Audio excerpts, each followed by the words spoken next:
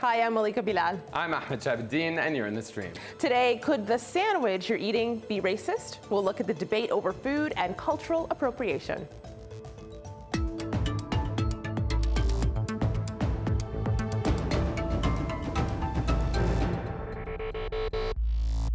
A lot of our online community have questions about what exactly cultural appropriation is.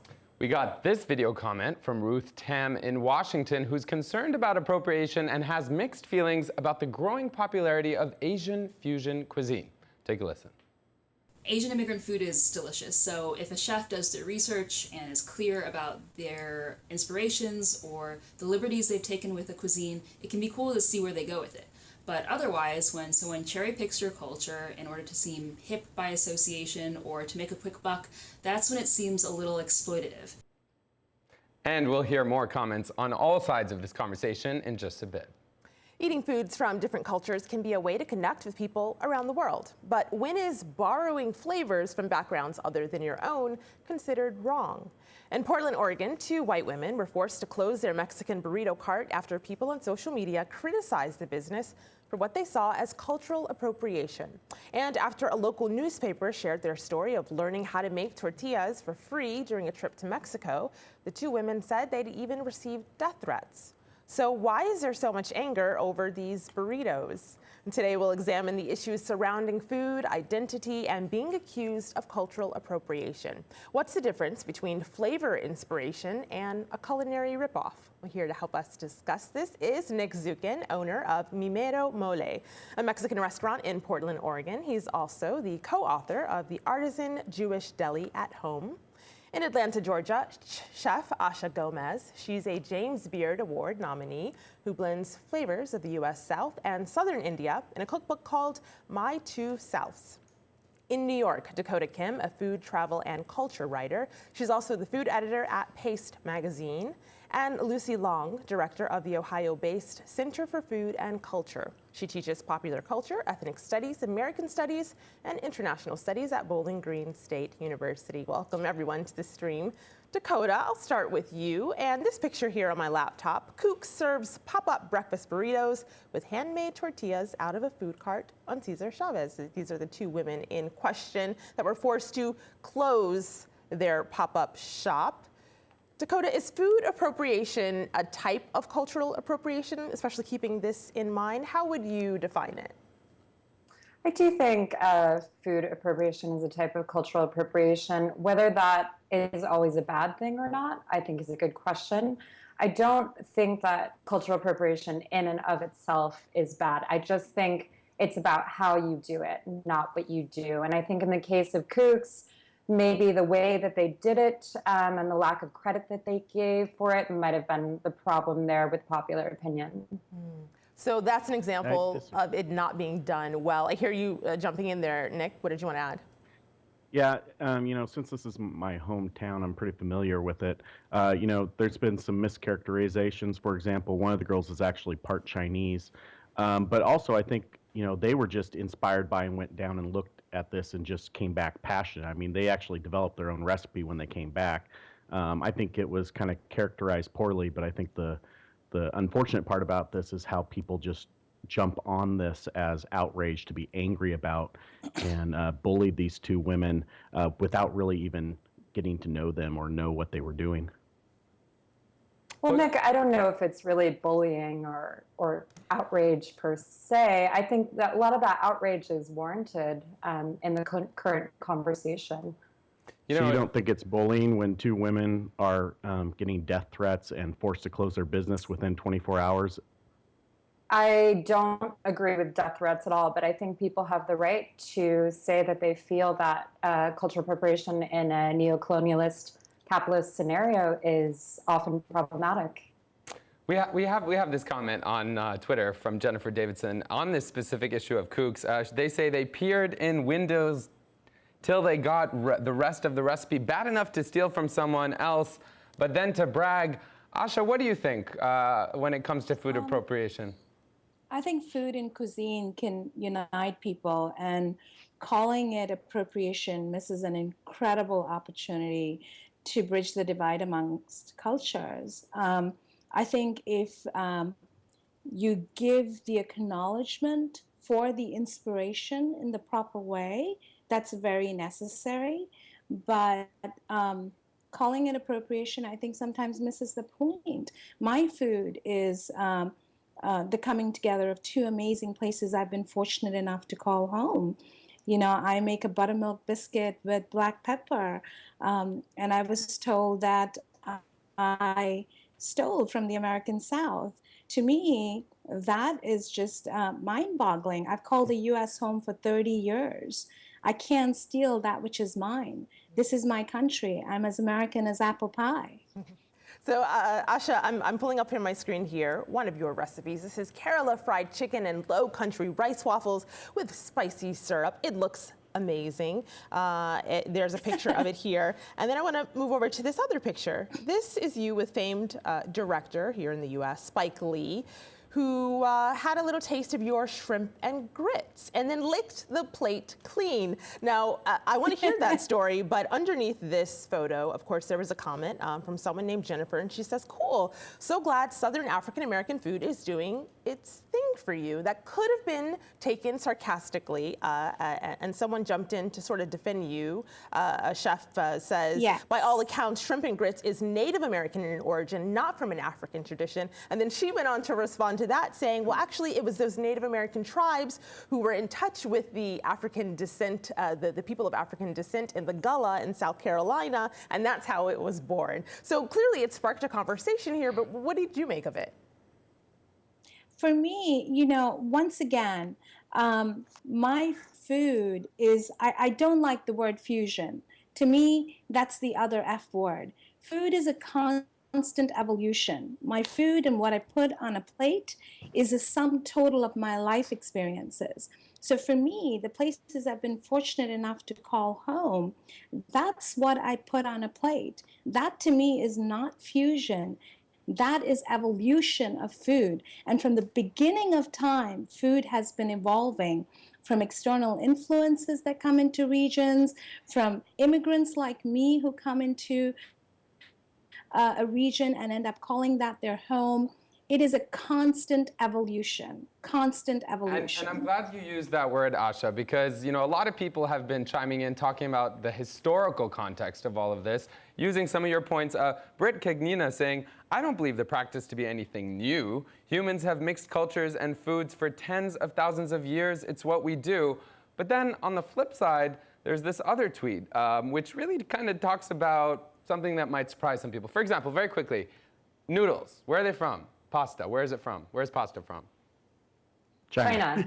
Okay, so maybe they all knew. You all knew. I did not know. But we didn't necessarily know. Research. Yeah, and as James Guild points out, definitely not answering our question if we think food appropriation, cultural appropriation is the same thing, saying all food is appropriated and changes over time, incorporating influences. Should China have a monopoly on noodles? Of course not. What do you think, Dakota? Should it? Okay, can I jump in here? So Dakota, why don't you answer, and then Lucy, you come in. Okay. I think that's not the point. I think we're missing the whole point of this conversation, which is what the article that I wrote recently was about, is that it's not what's authentic. It's not that China is the only place that can cook it. I invite anyone to cook kimchi, which is Korea's national fermented cabbage dish and part of my heritage. I think the issue here is not pretending that all countries are the same, that all countries have the same GDP, that all people have the same advantages. We're all working with different contexts here. And I think that power structure is very important to examine. Mm-hmm. Lucy? Yes. Thank you, Dakota. That's part of what I was going to say also. That historically, we do see that there always has been cultural borrowing, and foods have always been dynamic and fluid, just as identity and cultures have in general. I think it's useful, though, to talk about appropriation as being different from simply borrowing. And that appropriation is also reflecting differences in power. So that an individual in a culture has historically had power over a different culture, or they have had the power, what we refer to as cultural politics. They have the power to do the defining of what is good food, of what is appropriate food, And then they also have the power to have access to get those definitions out there. So when we're looking at appropriation, it's not simply borrowing. It is individuals, and the relationship between individuals and culture is very complex, and identity is very complex also. But it's I agree with individuals that. who are taking another, they're taking forms from another culture. They're using them for their own purposes, whether that's for financial gain or artistic license or poetic creativity. So I hear Nick saying that he agrees with that. Nick? Yeah, I agree with that. I think one of the unfortunate things that happens in these culinary appropriation discussions, though, is it gets narrowed down to brown people versus white people, with no acknowledgement, for example, that there are differences within immigrant status.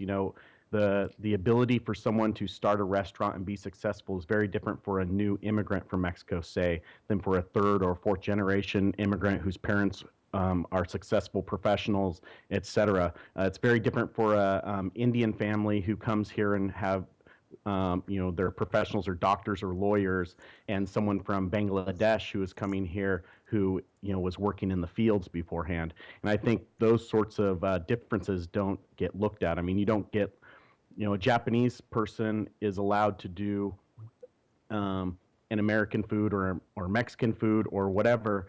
They're even allowed to do Chinese food despite colonial history in China. And it ends up being just brown people versus white people without looking at the broader context. I think it's interesting that you mentioned the word allowed, and I think there could be some debate on that and who was doing the allowing. But most definitely, and and that we heard him mention the word white people, and we heard about power dynamics, and that's what a lot of our community is commenting on. Yami saying here, food is not defined by skin color or ethnicity. I'm against racial segregation. Culture is to be shared, not sequestered by skin color. But based on what Dakota was saying about kimchi and welcoming people to do that, but then also talking about the power dynamics, take a look at what Korsha sent us, talking about the power structures, the media, and how, I guess, white chefs cook other people's food. Take a look. The problem with food appropriation is not the fact that people are cooking other cultures' food. That's fine. That's cultural exchange, and that's going to happen naturally in any country.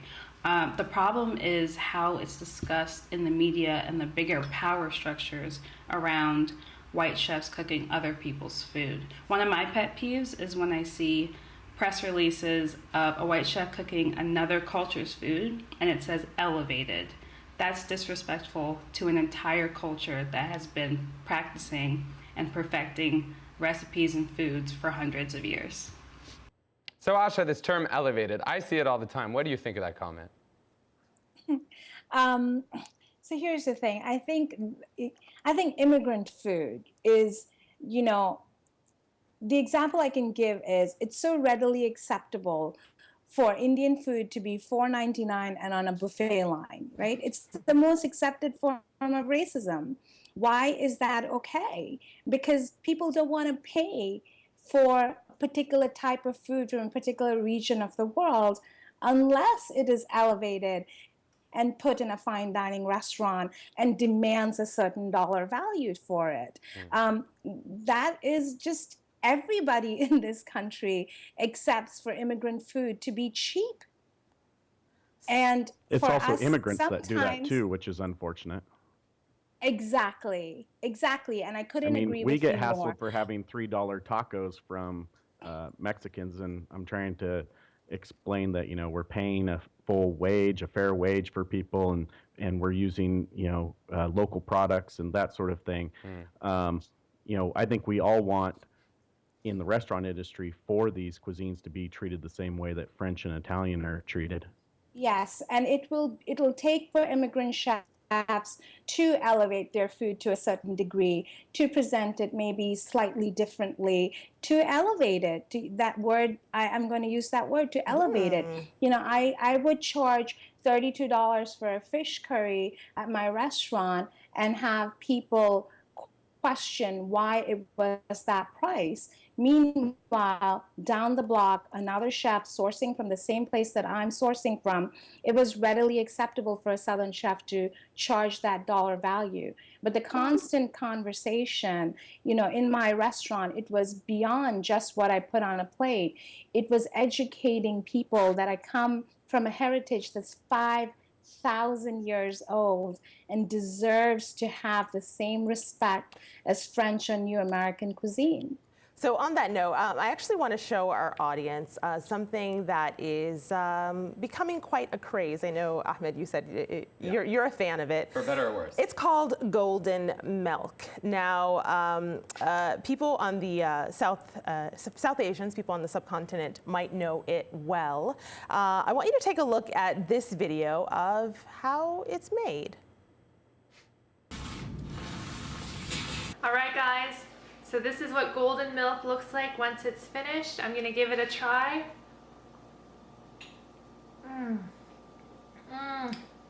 It's delicious.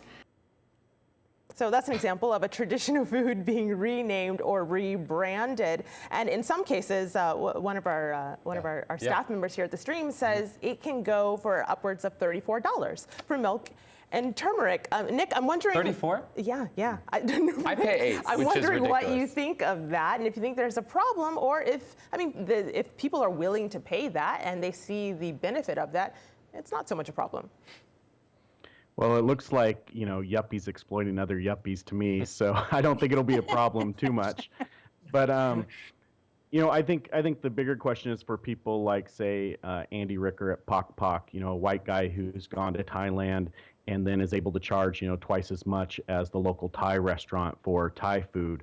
But, you know, for me, I see it as him being able to expand the palates of other white people to accept more interesting dishes than just the standard pad Thai at a Thai restaurant. And it's allowed other restaurateurs who are Thai to do their home dishes, to do their regional dishes. And so a lot of times I think this is actually a benefit for immigrant communities to be able to do something different and have their food be not only acceptable, but familiar to the broader culture around them.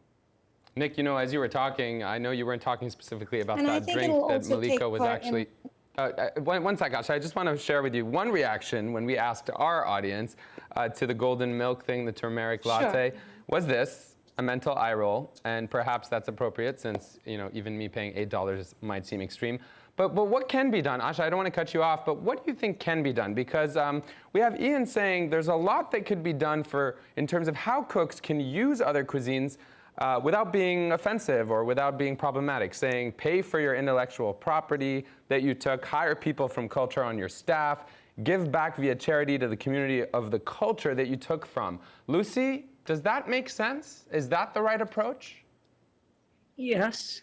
I also think there needs to be a recognition of the complexity of food itself. Food carries people's identity, it carries people's history. We need to recognize it's not only an artistic, aesthetic form for our own pleasure. We're also dealing with something that is very meaningful to people, gives them meaningful connections, you know, with their own past and with other people. So we need to have more respect for food itself. We also need to recognize the complexity of identity. You know, that particularly in today's world, we all have multiple identities. There's the notion of cosmopolitanism. The ideal is that every individual in the world can pick and choose the cultural forms, you know, that are meaningful to them. You know, so on one hand, that's an ideal, you know, but to do that without recognizing that we are using things from other people, from other cultures, you know, that do have their own meanings, you know, that are connected to their histories. We need to be aware of that. Right. So Lucy, we also need to be aware of the differences in the power. You know, different people have different amounts of power to represent different the power cultures. structures. Nick? Yeah. Lucy, I have a question for you then. One of the things that I've found when I go down to Mexico and I work with these families that have been making dishes for 60 years and they're teaching me, I haven't had any that are resentful or angry or jealous or anything.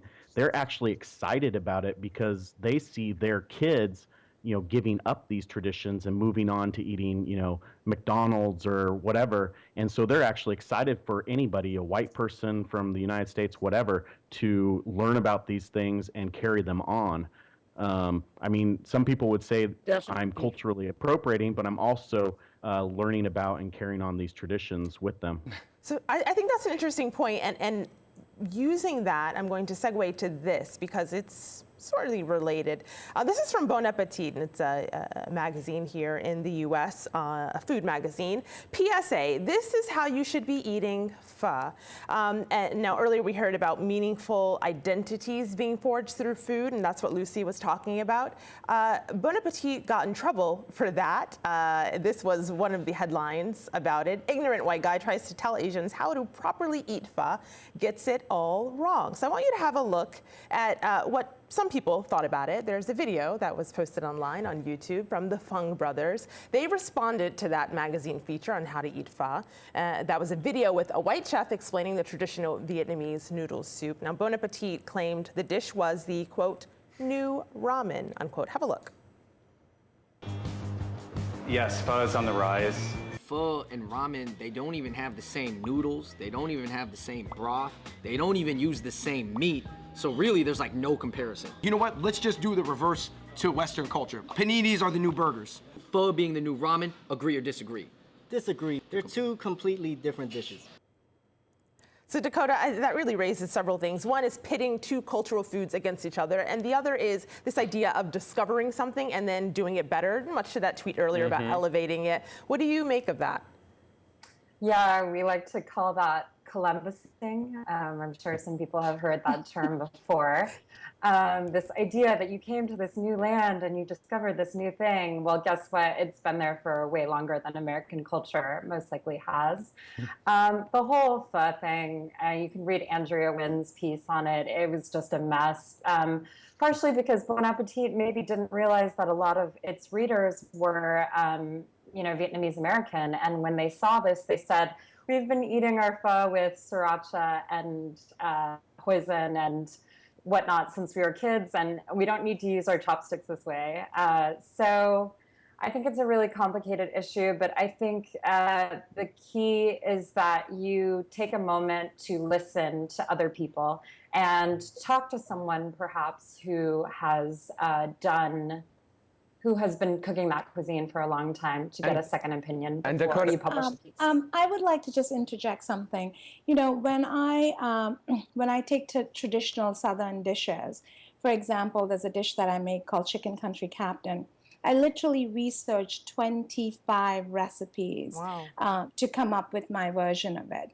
So I am a firm believer in paying respect, understanding the history of a particular dish. You can innovate on that dish if you'd like as a chef, but make sure you understand the history of it, because that history will then demand the respect that that dish needs. I was going to just say, in fairness, in that case, I mean, it was Bon Appetit putting this up as, the version of pho. It wasn't the chef, and the chef did research and that sort of thing. I mean, I think the ramen versus pho thing is kind of a double-edged sword, because on the one hand, you would want people to be promoting, say, pho, which a lot of people in the United States haven't tried, they haven't eaten, and so you're comparing it to ramen because, they're more familiar with ramen. And so you're really trying to promote this and get people to eat something they haven't eaten. So I don't see really the problem with it, though I can understand. But are they trying to promote true culture as Vietnamese culture, or are they just trying to promote,